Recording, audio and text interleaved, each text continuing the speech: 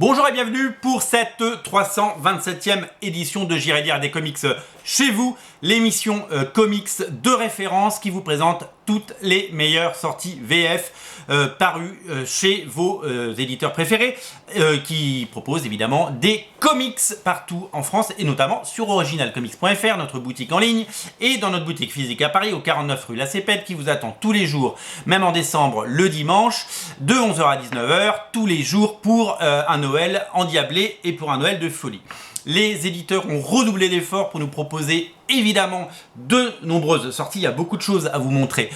Aujourd'hui, on commence tout de suite avec Panini qui nous propose la merveille. Il est numéro 1 des ventes cette semaine. C'est les 4 Fantastic Four Omnibus par Monsieur John Byrne. Alors John Byrne, vous le connaissez, c'est la légende.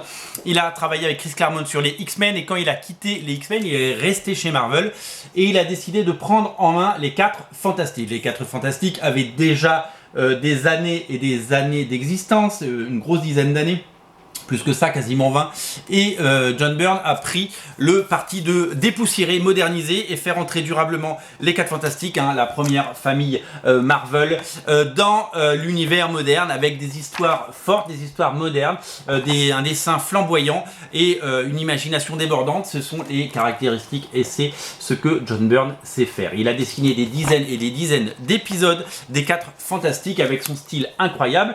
Il était pour l'occasion scénariste. Et il a fait des merveilles, c'était absolument génial. Ça a forgé la légende Byrne une nouvelle fois. Après son succès historique sur les X-Men, il a laissé son empreinte dans les 4 Fantastiques, ce qui est absolument merveilleux. Et je vous invite à découvrir, si vous êtes fan de John Byrne, ce bouquin. Alors John Byrne, son succès en France n'est pas démenti depuis les années Strange, évidemment. De la division Alpha, évidemment.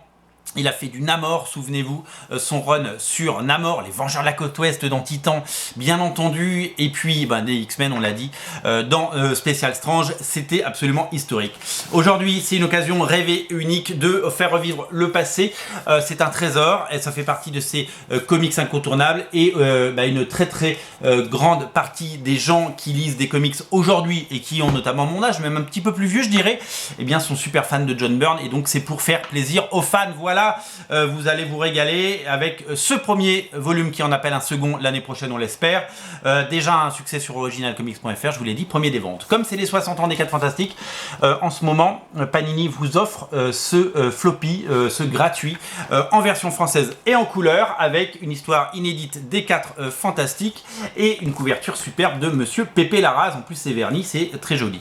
Voilà, ça c'est à découvrir sur originalcomics.fr. Il ne faut pas le rater. Alors, qu'est-ce qu'on a d'autre chez Panini? Il y a plein de choses chez Panini à découvrir, notamment le second tome en deluxe de Spider-Man par Dan Slott. Vous le savez, Panini a entrepris de rééditer seulement les épisodes de Dan Slott sur Spider-Man, en sachant que ces épisodes ont déjà été édités en deluxe une première fois il y a quelques années. Vous savez, c'était la période Un jour nouveau, il y a eu un jour de plus, puis un jour nouveau. Eh bien, donc vous avez déjà peut-être ces épisodes. Si vous ne les avez pas, eh bien les épisodes de Dan Slott, seulement ceux de Dan Slott, sont réédités avec plein de dessinateurs comme Marcos Martin, Michael Lark, Adam Kubert, par exemple, Chris Bacalo, Mike Crone, John Romita Jr.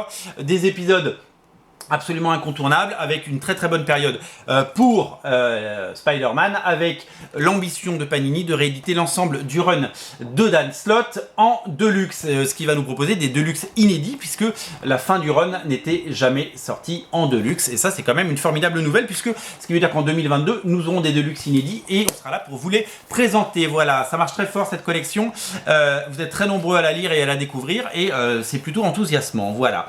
À ne pas rater non plus le second tome de Jessica Jones, second tome de Jessica Jones, Alias, donc c'est la série Alias de l'époque, qui était déjà sortie, je vous en avais parlé, en omnibus, en petit omnibus. À l'époque, les omnibus, ils étaient tout rabougris, tout rikiki. Et Jessica Jones, elle revient pour ce second tome qui propose la deuxième partie de la série et vous allez avoir donc les épisodes jusqu'au numéro 28 en effet. Vous allez voir les épisodes donc de Jessica Jones par Brian Michael Bendis et Michael Gaydos, une série qui a fait date, une série qui a fait naître une série Netflix, souvenez-vous, et qui a surtout créé un personnage nouveau et intéressant, différent, plus sombre, plus dark. À l'époque c'était sous le label Max, qui était un label adulte. Donc les propos tenus et le contenu est beaucoup plus adulte, hein, c'est pas trop pour les enfants, et ça marche plutôt pas mal. Alors vous avez par exemple l'ensemble des épisodes qui sont dans cette saga. Il y a eu 28 épisodes au total. Là-dedans, vous avez les 1 à 9 et les 11 à 15. L'épisode 10 qui n'est pas là-dedans a été repositionné ici. Après, vous avez les épisodes 16 à 28. Donc, vous avez l'ensemble des épisodes de la série Jessica Jones dans ces deux Deluxe. Donc, c'est exactement l'équivalent de cet omnibus. Voilà. C'est un peu la fête de Brian Michael Bendis en ce moment. D'abord, avec le succès d'Ultimate Spider-Man en omnibus. Le volume 1 est sorti, il est disponible, et le volume 2 arrive en janvier, vous le savez.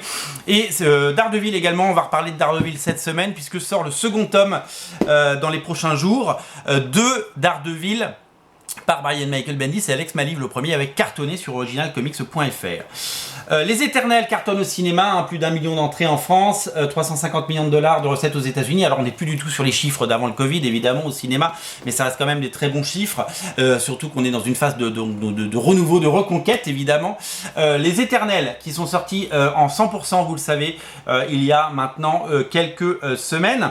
Donc nouvelle série qui n'a quasiment rien à voir avec le film, mais sinon que le film nous présente les personnages, donc maintenant vous les connaissez. Et bien Marvel a décidé de sortir une série, vous le savez, haut de gamme, avec un très bon scénariste qui est Kieron Gillen, et un fantastique dessinateur qui est Esad Ribic. Vraiment, on n'a pas à rougir parce que la qualité est au rendez-vous. Et bien ces Éternels ont bénéficié d'une seconde édition, édition prestige, avec un dos toilé, grand format. Vous avez vu, le format est plus grand, des grandes pages, avec notamment une nouvelle couverture par Esad Ribic, donc des grandes pages. C'est exactement le même bouquin, mais avec des grandes pages, comme vous pouvez le voir. En bonus, vous avez quoi? En bonus, vous avez non seulement le premier épisode en noir et blanc, donc vous pouvez découvrir le trait de Esad Ribic en noir et blanc et voir comment il dessine, c'est plutôt pas mal, un beau bonus comme on dit. Et vous avez tout le travail préparatoire d'Esad Ribic, évidemment, et vous avez la galerie de couverture, bien entendu, avec les fantastiques couvertures en pleine page, et ça c'est quand même plutôt pas mal, avec, regardez toutes ces belles couvertures. Regardez celle de Joey Quesada par exemple, elle est là, hop, là où il y a mon doigt, et puis plein de couvertures absolument magnifiques. J'ai vu du Frank Shaw, j'ai vu quoi, j'ai vu du J. Scott Campbell, voilà, ça c'est Frank Shaw par exemple, regardez, c'est très joli, et il y a du Alex Ross bien entendu, du Greg Land, voilà, il y a tous les artistes Marvel sont en rendez-vous. Très belle, ça c'est une très belle idée. Si vous connaissez quelqu'un qui lit pas de comics par exemple, mais qui a vu les Éternels et qui a adoré, ça fait un beau cadeau de Noël par exemple. Je pense que vous allez vous y retrouver. Second tome pour la Strange Academy de Scotty Young et Humberto Ramos. Je vous rappelle que le premier tome est toujours à 10 €. Alors la Strange Academy, c'est tout simplement l'école pour jeunes surdoués du professeur Stephen Strange. C'est un peu ses X-Men à lui.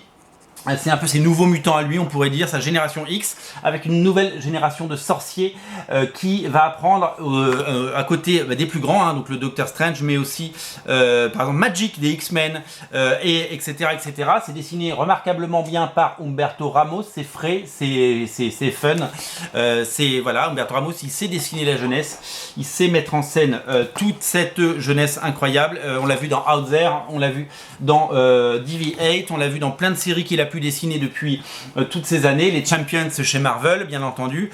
C'est un ordinateur, non, c'est pas un ordinateur, c'est un dessinateur que j'adore. Et si en plus, regardez, il y a même une apparition de Howard le Canard, ce qui est pas pour nous déplaire. Alors ça cartonne. Gros succès pour Star Wars Epic Collection, Star Wars Légende, la collection Epic qui propose 430 pages de BD Star Wars, des rééditions des épisodes autrefois parus chez Delcourt et donc chez Dark Horse aux États-Unis, maintenant publiés par Marvel Marvel, donc Panini, en version française et en couleur, format TPB, donc un format souple à moindre prix. Là, vous avez 430 pages de BD pour 25 balles. Alors, si vous voulez l'édition collector avec la couverture en dur, eh bien, elle existe aussi, elle coûte juste 5 € de plus, elle coûte 30 balles, ce qui reste un bon prix pour un si bel album. La collection, eh ben, honnêtement, ça nous plaît de voir que Panini propose des choses, que Panini essaye de nous séduire avec ce type de collection et ce type de bouquin. Je trouve que c'est une excellente initiative, si vous voulez mon humble avis. Vous allez pouvoir découvrir plusieurs titres dans les prochains mois, et ça marche très très fort, comme je vous l'ai dit. On termine le volet Panini avec bien entendu Reign of X, qui est la nouvelle ère X-Men en kiosque. Alors il y a, vous le savez comme à chaque fois, la version souple à 16 €, la version dure à 20 €, ça c'est le tome 1, le tome 1 et le tome 2 sont sortis, la couverture est géniale et en fait c'est tout simplement la suite, vous savez c'est un long fil. Il y a d'abord, hop c'est là, House of X Power of 10 qui est disponible en absolute ou en deluxe. Ensuite, il y a eu Dawn of X, il y a eu 16, je crois, softcover ou hardcover. Puis il y a eu X of Sword, le crossover. Et après, la suite, c'est Reign of X. Donc, c'est la suite logique, c'est un long fil. Sauf qu'ils refont un numéro 1 à chaque fois, parce qu'un numéro 1 se vendra toujours mieux qu'un numéro 3 ou qu'un numéro 8. Et donc, par exemple, vous avez la suite des X-Men. C'est les X-Men de Jonathan Hickman. C'est l'épisode 16. L'épisode 15, il était pendant le crossover. Et là, il y a l'épisode 16, puis 17, puis 18, etc. Et ça va être la suite jusqu'au numéro 21. Et après, la série aura droit à un nouveau numéro 1 aux États-Unis. Et donc certainement un nouveau numéro 1 en France, mais on n'est pas encore là pour en parler. Reign of X, tome 1 et tome 2, on retrouve évidemment les X-Men de Jonathan Hickman et qui est-ce qui dessine cette fois? Qui est-ce qui dessine celui-là? Est-ce que c'est Mahmoud Asrar? Je crois que c'est Mahmoud Asrar qui dessine. Et vous allez donc découvrir la suite des autres séries. C'est Phil Noto qui fait celui-là, voilà.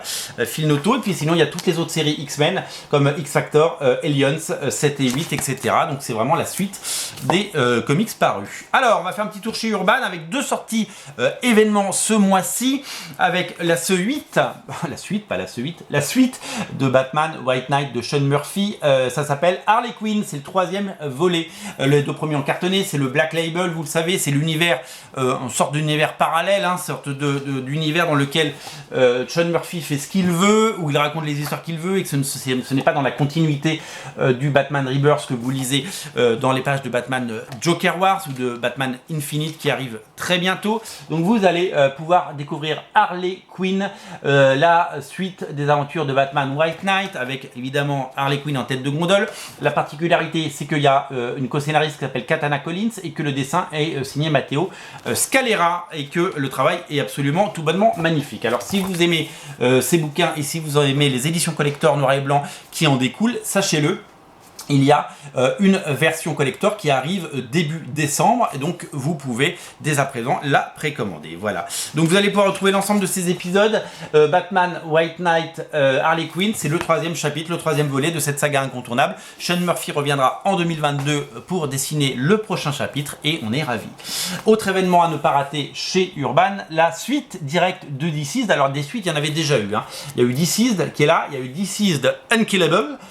Et il y a eu DCeased Hope at World's End, et là voici donc le quatrième chapitre, mais ça pourrait être le deuxième en fait, puisque je pense, enfin c'est mon avis, vous n'êtes pas obligé de tout lire, c'est comme pour Civil War, vous n'êtes pas obligé de lire tout Civil War en deluxe. Si vous prenez la série principale, elle se suffit à elle-même. Après, si vous voulez prendre les épisodes relatifs à Spider-Man, relatifs à Wolverine, etc., vous pouvez prendre les autres albums. Mais là c'est un peu pareil, la saga c'est surtout le tome 1, donc DCeased que vous avez, et DCeased 2 c'est marqué dessus.